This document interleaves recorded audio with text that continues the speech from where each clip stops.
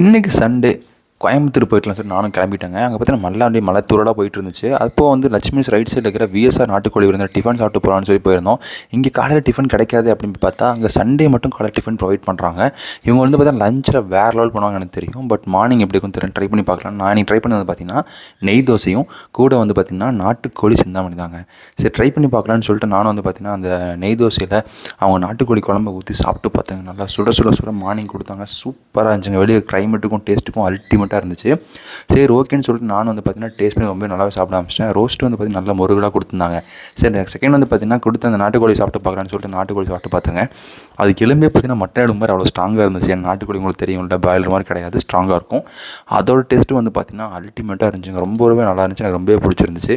நீங்கள் யாராவது பார்த்தீங்கன்னா நாட்டுக்கோழி வந்துட்டு நான் காரஞ்சாரமாக சாப்பிட்ணும், அது மார்னிங் டைம் சாப்பிட்ணும், இல்லை மட்டன் சாப்பிட்ணும்னு நினச்சிங்கன்னா மறக்காமல் வந்து பார்த்தீங்கன்னா இந்த விஎஸ்ஆர் நாட்டுக்கோழி வந்து ட்ரை பண்ணி பாருங்கள்.